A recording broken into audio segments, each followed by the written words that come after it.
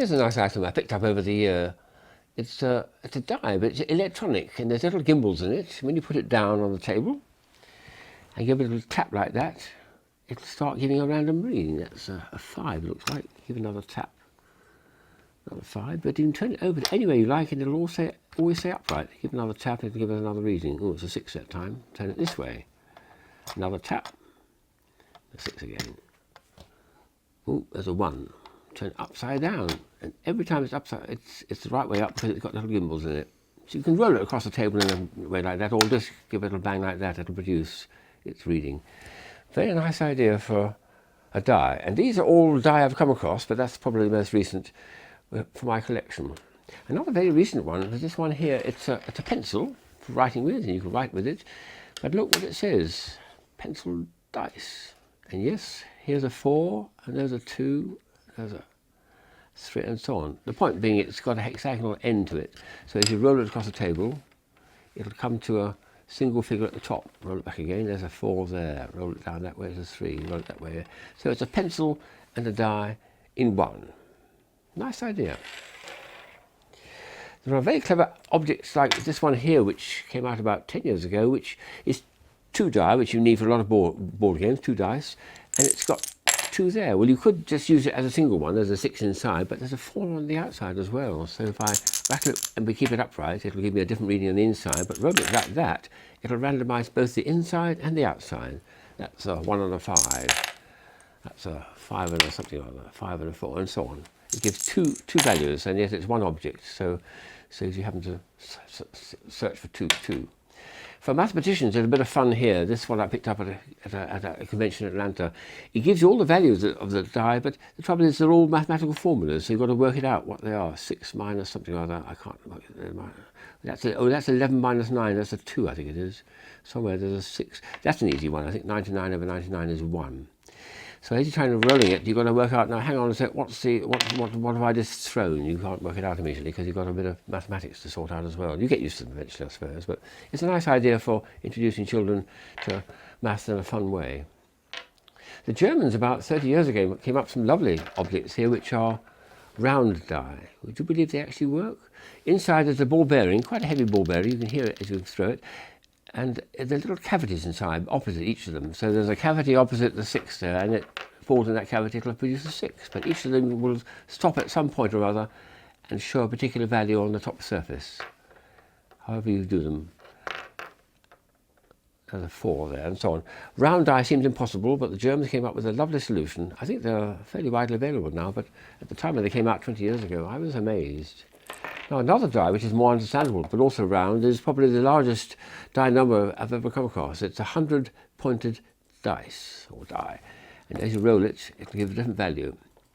And the point being that this transparent or clear plastic sphere on the outside has got little tiny domains, little flat points, in which will allow the thing to settle at one particular point. And when you stop at any one point, it'll produce a value of, that's a 35 at the top there. You've got to look rather carefully, but it's 100-sided dice. Wow, that's the highest number. For those who are doing scripture classes and lessons, this is one which is a 10-sided figure, and it has the 10 commandments on it. Do not, etc. Do this and don't do that. All the succinct versions of the 10 commandments. And you rotate it like this and then decide which of the commandments there should be obeying that day, perhaps.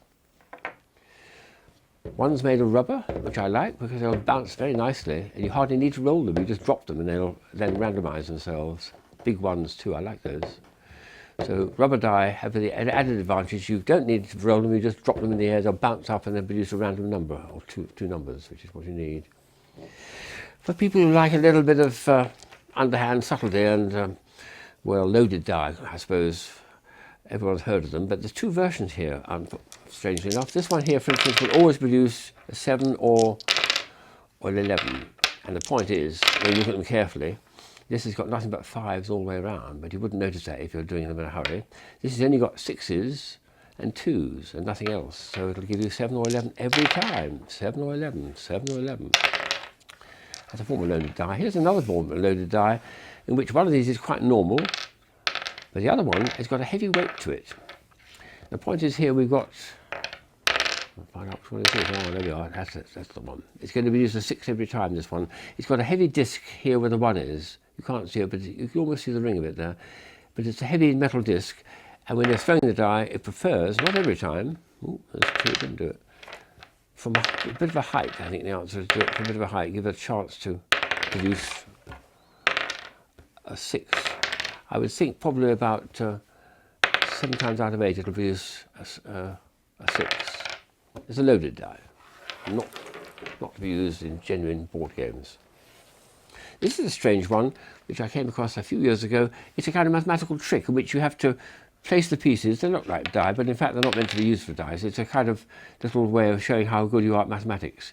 There's instruction in the booklet, and you have to read the values of these and instantly, but almost instantly, add them up. And the trick is something to do with adding up the last digit of each of the numbers, which is fairly easy to do, and then divide by 50, or take away from 50, I think it is. There's a little trick inside which I haven't followed, but it's a nice way of showing people how good you can be at adding up 4, 5 quite large numbers in your head almost instantly. It gives you the value, and they can check with their calculator whether you're right or not. The Japanese produce lovely ideas for die. These are really rubbers, actually, but they can be used as dice, because you when you roll them across the table, they'll randomise and produce a value on the upper surface. That's a 5 there. Do it again, it's a 3, and so on. And they're rather nice. They're like gear wheels almost.